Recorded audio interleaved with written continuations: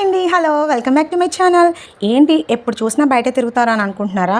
అది చిన్నపిల్లలు ఉన్న వాళ్ళకే అర్థమవుతుంది. ఎందుకంటే మా పాప ఇదివరకు చిన్నది, ఏం అడిగేది కాదు, ఏం తెలిసేది కాదు.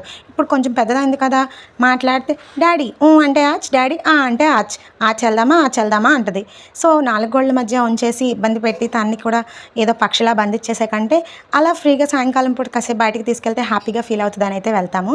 నేనైతే పాపని ఎవరింటికి పంపించనండి. నేను ఉన్నంతసేపు ఎవరింటికి వెళ్ళినా ఎక్కడ ఆడుకున్నా. ఈ రోజుల్లో ఎవరిని నమ్మలేము కదా, సో అందుకే నేనైతే ఎక్కడికి పంపించను. ఎక్కడికి పంపించను రేపు స్కూల్కి కూడా పంపించమా అనుకుంటున్నారేమో. స్కూల్కి ఎందుకు పంపించమండి, చదువుకోవాలి కదా. కాకపోతే పాప కొంచెం వివరం తెలుస్తుంది, నాలెడ్జ్ వస్తుంది కాబట్టి అంత ప్రాబ్లం ఉండదు. మనం తీసుకోవాల్సిన జాగ్రత్తలు అవి తీసుకుంటాం కాబట్టి. అఫ్కోర్స్ షికార్ అంటే నాకు ఇష్టమే అనుకోండి. ఈ వయసులో కాకపోతే ముసలాళ్ళం అయిన తర్వాత తిరుగుతామా చెప్పండి?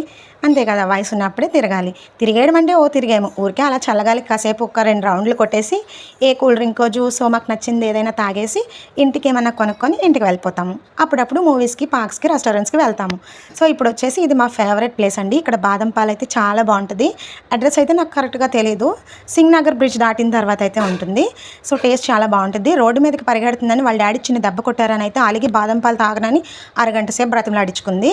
సో నేనైతే మా హస్బెండ్తో బయటికి వెళ్ళినప్పుడు ప్రతిసారి పువ్వులు అయితే కొనిపించుకుంటాను దారిలో. నాకు చాలా ఇష్టం.